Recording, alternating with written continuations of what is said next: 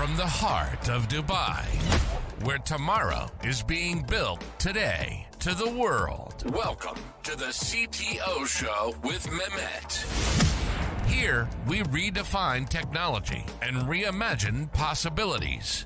With Mehmet, delve into the riveting realms of AI, cybersecurity, and digital technology. Experience the thrilling highs and lows of startups. Immerse yourself in the spirit of entrepreneurship and witness the future of business innovation being written in real time. Now, without further ado, let's tune in and explore the future. Hello and welcome back to a new episode of the CTO Show with Mehmet. Today, I'm very pleased. Joining me from Canada, Francis Lacoste. Francis, thank you very much for being with me on the show today. Actually, you put your title there, the VPE coach. So the way I like to do it is, just ask my guests about, their background and what they are currently up to. So the floor is yours. Thank you, Mehmet. Really happy to be here. So I'm Francis Lacoste. I live in Montreal, and I'm now a professional executive coach with working mainly with CTOs and VP of engineering. I help them to make the transition. To grow where their org. So work with a lot with scaling startup when the team is growing fast, and I really like this challenge, because this is where the culture, the future culture of the organization needs to be established, and the perennity, where there's a little bit more chances that this organization will be here for a longer term. So that's really what I love. My background is I had a long career in engineering management, technical leadership. Was at Salesforce and Heroku, and started a long time ago as a software engineer, mainly working in open source and the initial cloud space.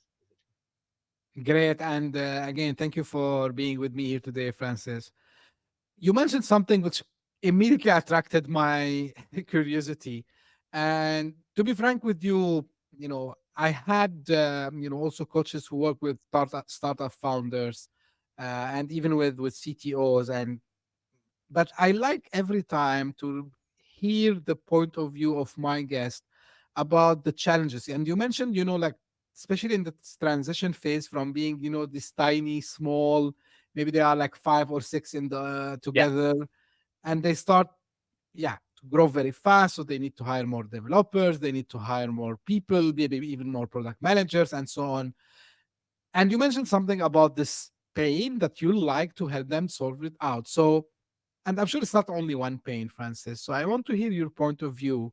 What are like the major challenges they face when they start this journey of, being, I like to call it going out of the shell. So they were just inside the shell, and now they are going out to the bigger world, and they need to have a real company culture. So what are the main challenges you see?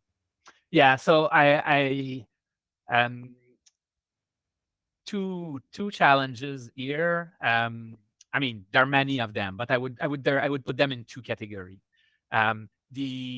The first one, and this is we often don't talk about it, but it's kind of the identity shift, that it's kind of a more personal challenge. Working with CTOs, or which are often like the technical co-founders, when they get out of the shell, there's kind of a decision point. What is the role that they want? Do they want to continue to grow and then transition from the product builder to the builder of the organization that builds the product? That's a very different role in a way. And so there is, and with this change of role, there's often an identity shift, because often we, especially if you're the founder, you kind of invest usually too much of your identity in your project, in the organization.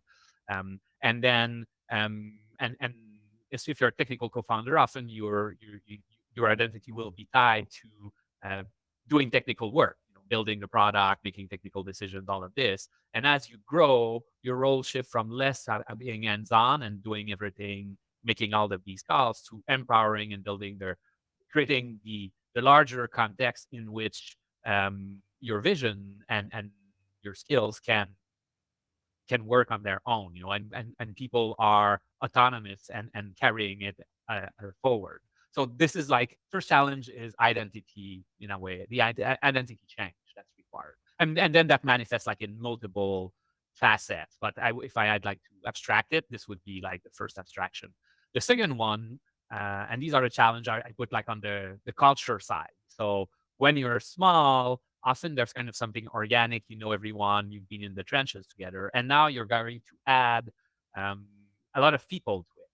And if your culture is not formally defined and you don't know exactly what you want the organization to become, then when you double the size of the team, if you go from 10 to 20 in say a year, which is not super fast, but is still, you within a year, you'll have more people who are coming from outside the organization with different background. Um, that if there's not like a strong center of gravity to for them to integrate, then often what you see is kind of a dilution of the culture. Then it becomes like much more, I mean, 10 to 20 is not that bad, but 20 to 40, that's usually when thing starts to stretch really, and then it becomes very chaotic, and there's this yes, this feeling of integration is lost itself. So usually there's like I work with both the personal um, challenges and the cultural team challenges. Now, this is very interesting. Like you divided into two categories: the identity and the culture. Now, when you work with these startups who are growing very fast, Francis, there must be someone, but who should be, you know, carrying the flag to make sure that, while we are growing, this flag doesn't get, too much shaken, and then Yeah. we lose track. Because I believe the consequences of having this, and I heard it even from founders and technical co-founders, like the biggest thing they are scared from is like having someone from the founding team, maybe a founding engineer, to leave them, right? And then because they have these changes. Now, who takes the responsibility of this? Is it like the CTO and the technical co-founder? Is the CEO also should be involved in this if they are like kind of two co-founders or more over there? There must be someone accountable for this, Francis. Who do you think usually is the right person to have this task assigned to? Yes, exactly. This is a great question, Mehmet. I'd say it's actually the accountability lies in the leadership team. So it doesn't need to be one individual, but the leadership teams, which usually the startup will be the co-founders, and maybe like if they hired an executive uh, to join for sales or marketing or whatever, what is the leadership team? That is the team which needs to own the cultural and direction of the company. And if we want to really put someone on it, well, at the end of the day, it's the CEO's responsibility, making sure that the leadership team um, owns this. Now, in a startup, which is very technical, I think the CTO is also kind of a key holder there because of the impact of cultures, particularly in the product development sphere. But so there needs to be a champion on the leadership team, which can be the CEO, can be like the CTO, can be you need a champion on the leadership team, and at the end of the day, it's the leadership team that is responsible for the company making sure the culture is strong and healthy. That Makes flag, sense. I like the flag, which is, I mean, there's an image of the flag, and also another image I like is the North Star, Uh-huh. which is okay. Where is it? What we're heading, or the compass? Right, right, right, right. So you mentioned a couple of things about leadership, and while preparing for the episode, I've seen a term that you use, which you call it inner game uh, for the CTO, and probably when they have grown enough, and they have maybe a VP for engineering. So what do you mean by the inner game? And like, is that like something that impact also, the way the leadership role is seen, and the way they gonna execute on the plan? And of course, culture is part of making sure, like, we stay on the same culture, we create a healthy culture for the team. Yeah. So the inner game, this term comes, I mean, what it points to is all the self-awareness, emotional intelligence, your set of beliefs, this dynamic of who am I, the identity aspects. These are all tied to the inner game, and this is super important because in a way, this is how we show up. I mean, how we're going to show up as a leader is in great part this inner game, the development of character in a way. And I call it the inner game, and this came from um, the there's an initiative which is called the Inner Developmental Goals. I don't know if you heard of it. And this started a couple of years ago um, when I mean you're probably aware of this the Sustainable Development Goals, which is this UN initiatives about Yeah, what are our goals so that we don't we can continue to live on this planet. And unfortunately, we have these SDGs, the Sustainable Development Goals, but we're not, as a planet, not necessarily. I mean, we're not working fast enough, probably, to meet these goals. And so, some people kind of ask the question: okay, why are we? What is preventing us from making more progress or more rapidly on these things? And they came up with the Inner Development Goals, which are related to this inner cultivation things around um, uh, uh, the intellectual skills, the emotional skills, the leadership skills needed so that we can work together to achieve the sustainable development goals. So the inner game is kind of everything related to these dimensions. Um, yeah. got it. Um, One of the things you just mentioned, which is also something I believe very important, Francis, is so about the emotions, about the psychological effect, let's call it, on the team while they are growing. So everyone says, yeah, working in startup, and this is not only for the founders, of course, it's for the early team as well. So it's gonna be a lot of work, it's gonna be a lot of pressure, especially if they maybe they raised some funds and now they have this mandate, let's say, that to show the investors like we are on the right track, we need to generate revenue, and it's a responsibility of everyone, which is true. Like, I mean, it's not only for the sales people and the marketing people, it's also part of what the engineers would be doing, the part of what everyone on the technical side of the business will be doing. So how important here is to also have this, you know, um, kind of balance between what the business needs, because of course when we say growth, it's not growth only in the number of the team, it's also growth in the Review. business, right? Yeah. Revenue. So how to balance this, from your perspective, because I know, like, this is one of the probably top of mind for the VP of engineering and the CTOs, who want really to protect their teams as well, but at the same time they need also to show them the pressure that we need to deliver on time. We need to fast forward the product development to go to market, because we don't want the competition to come before us, and so on and so on. So how to maintain this balance, and what are, like, the things usually when you work with your clients you focus on to have this feeling of safety at the same time keeping going out full-fledged. Yes. So balance is always dynamic. So and the way I think about it is so there's three aspects here I want to touch on that you mentioned.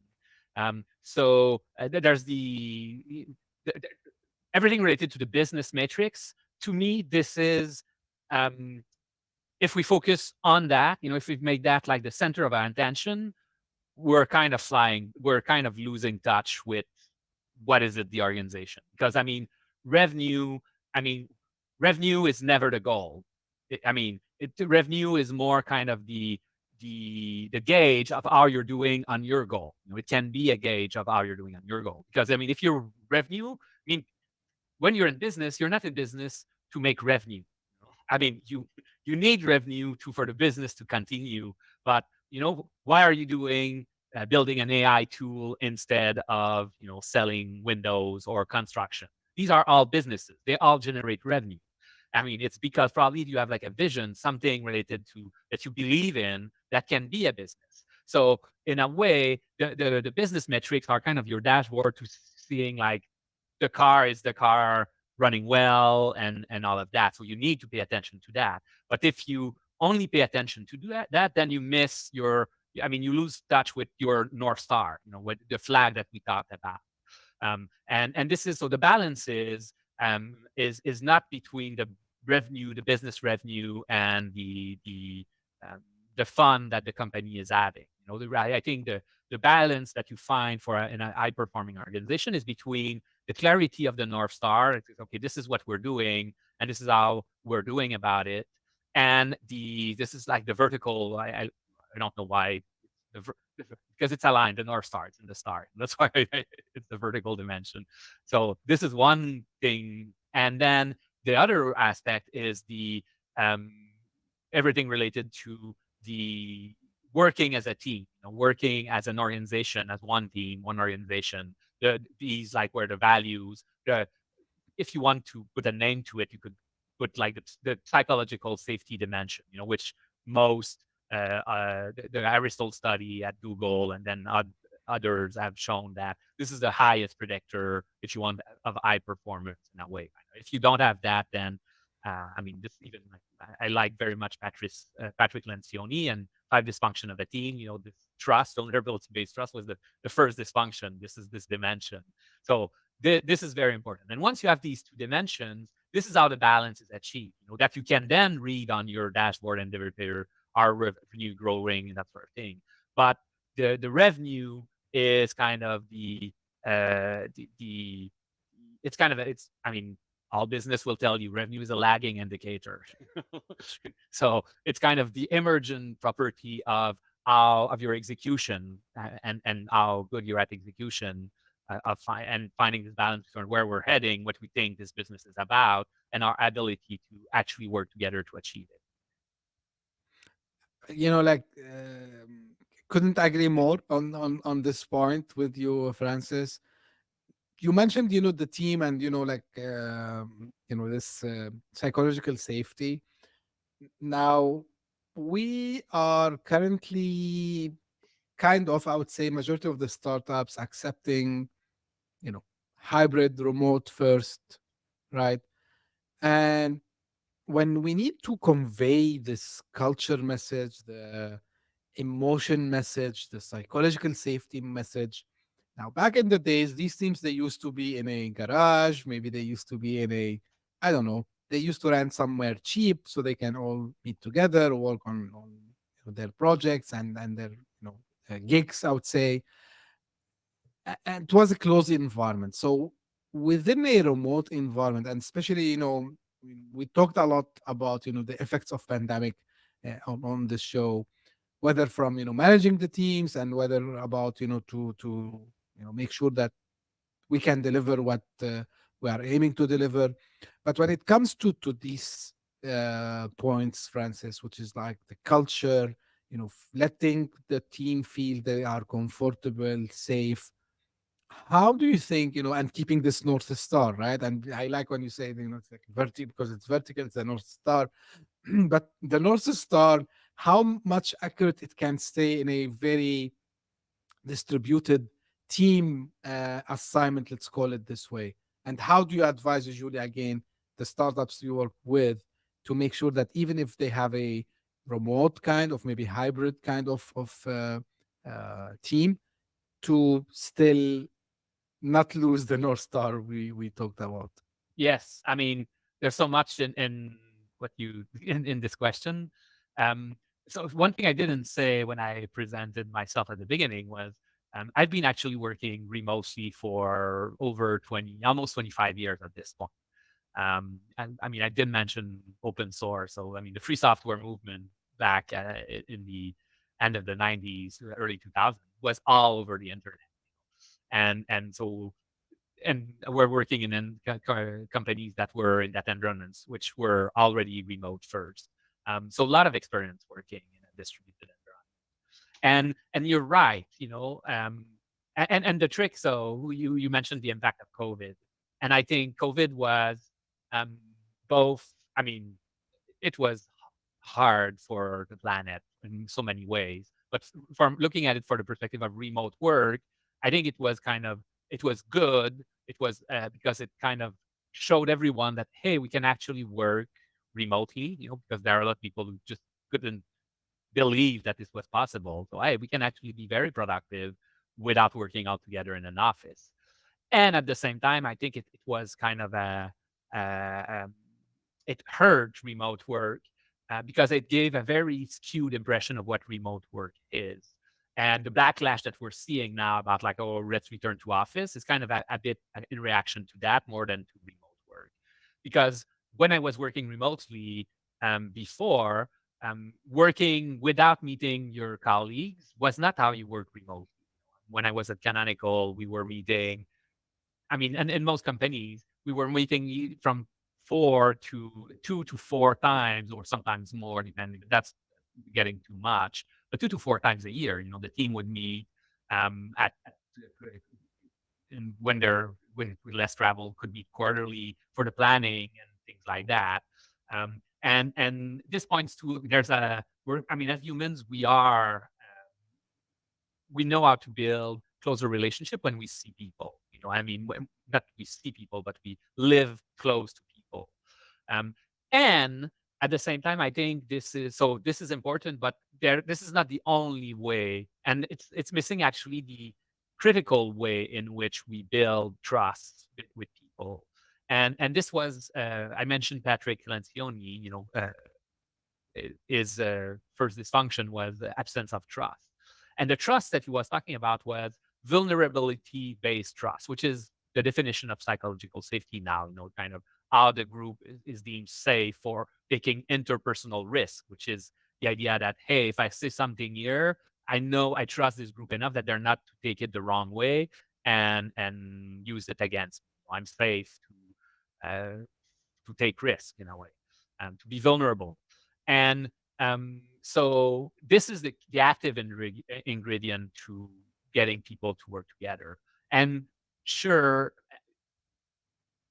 getting to meet people in person, it just kind of it's a catalyst. It makes things I mean, you meet in person, and then like you get a lot of goodwill and for the online after that, for 3 to 6 months without any issue.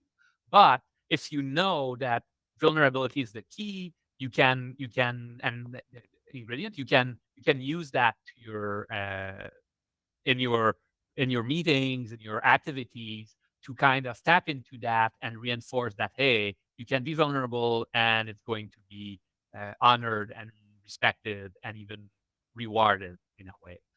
So this can be done online. If you do that both online and in person, then this is how you accelerate the trust for real. And to the clarity about the North Star. So I don't think it's about being in person or remote, actually, in this case. What in person allows is that you can have conversation without the lags, and like especially in big groups, it might be easier to get everyone to get on the same page.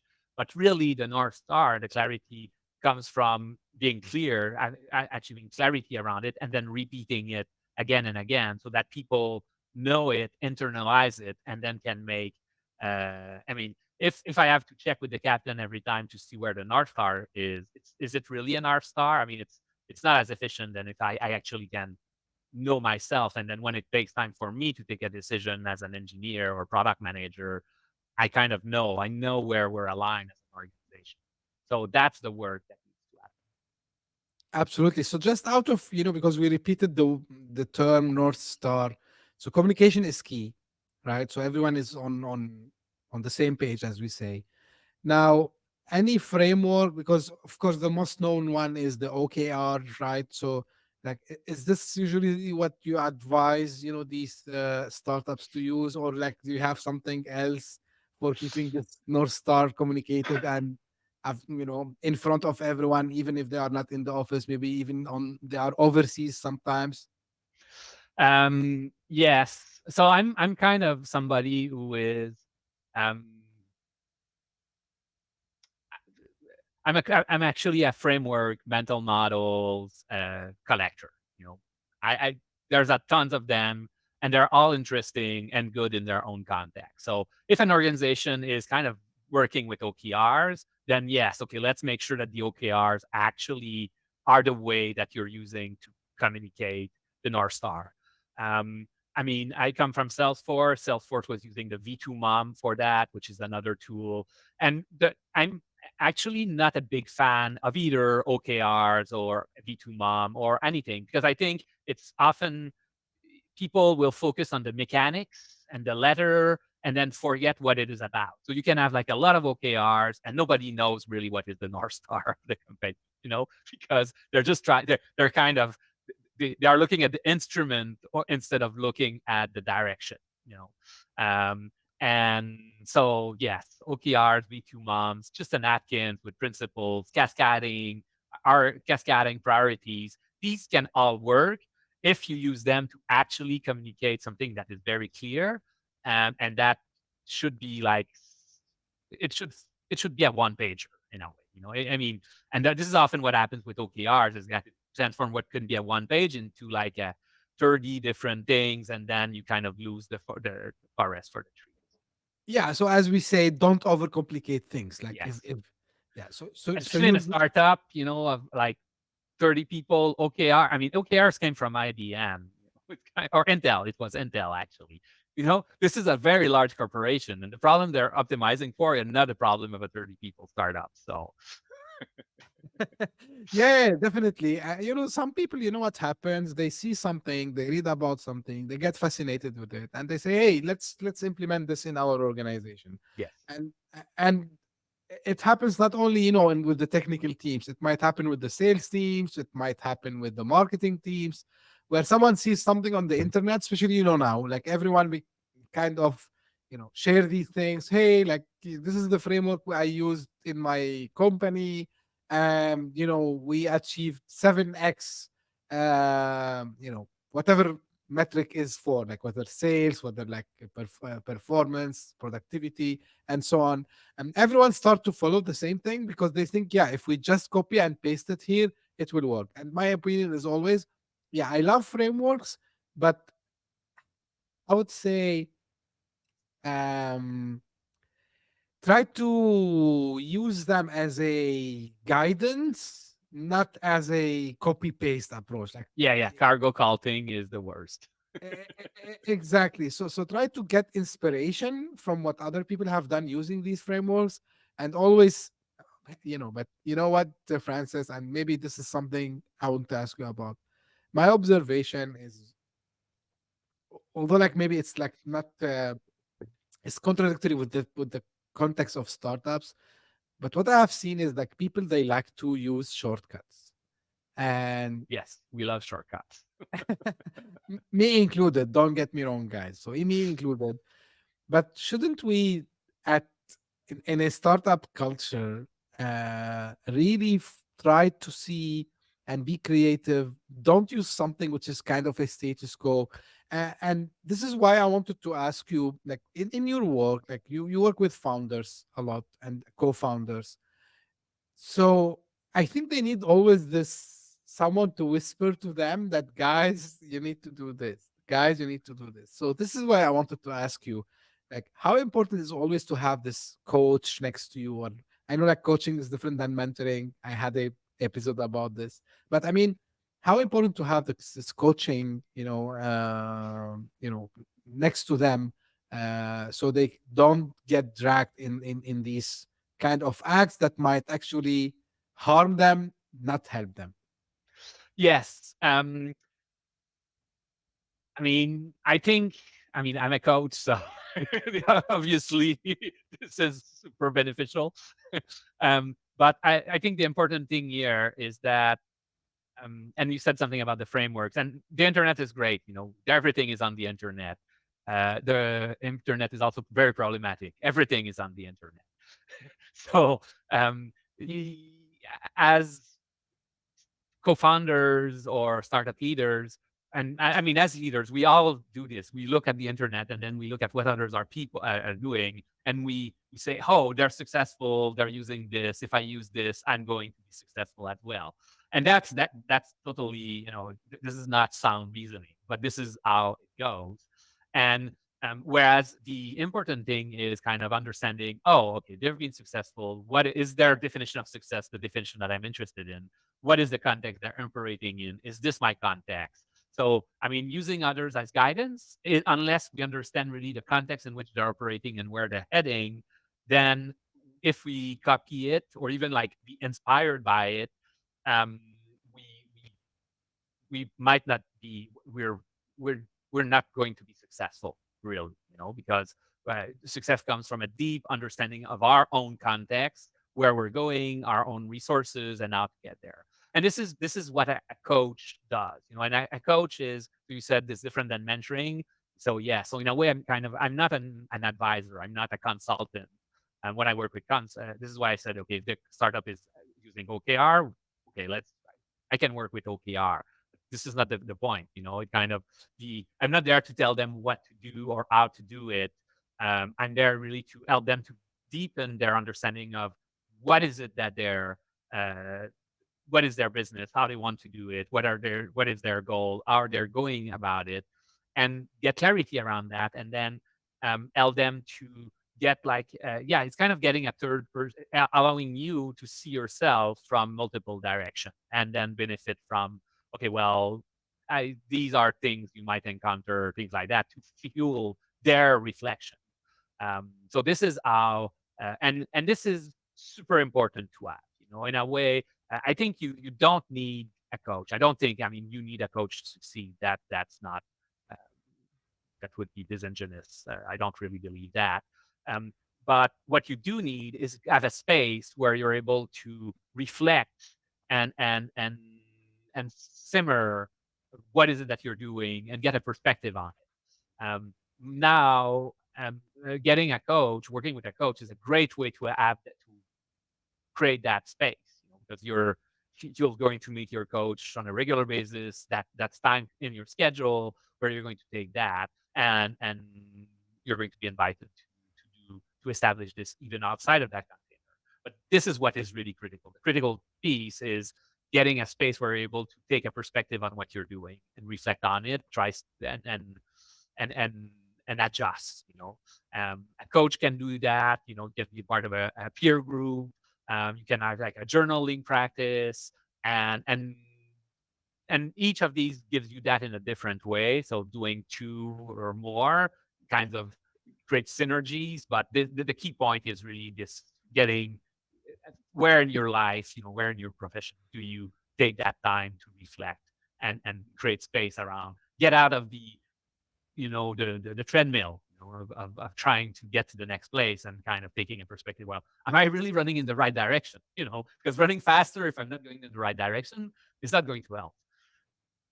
Yeah, makes sense also as well, Francis, to your point. Now, one thing you mentioned, which now it came to my mind. Now, you've been doing this for a long time, and just because you mentioned like if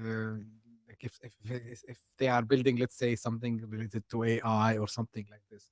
Now, and you've been yourself in that space as well. I mean, you were working on the other side. You've been like a software engineer yourself, and then different. You took the ladder also. Now, what's happening today is with the AI mainly is that we are having really very fast changes that are happening that might affect even the direction of the company.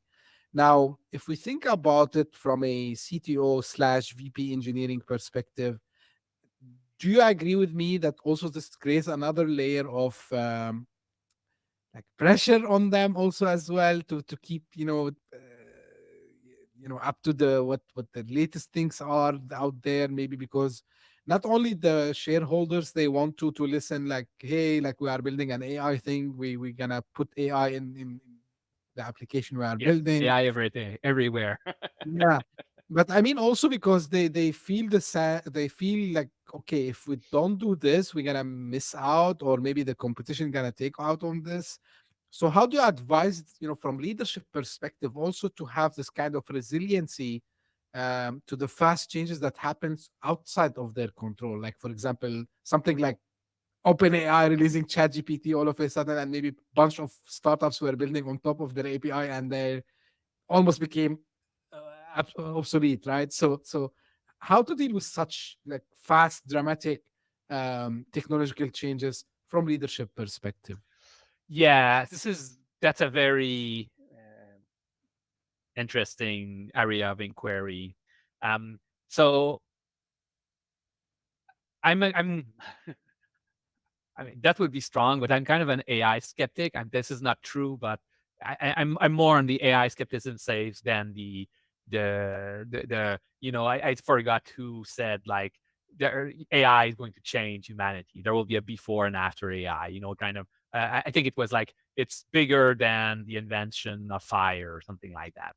I forgot who. It was an AI person. Obviously, they were selling their Kool-Aid, but the one thing for sure is that AI is probably one of these big waves that is going to disrupt the industry in the same ways that the cloud or the mobile change the industry. And we're still at the beginning of that shift, and what is uh, how it's going to fall out.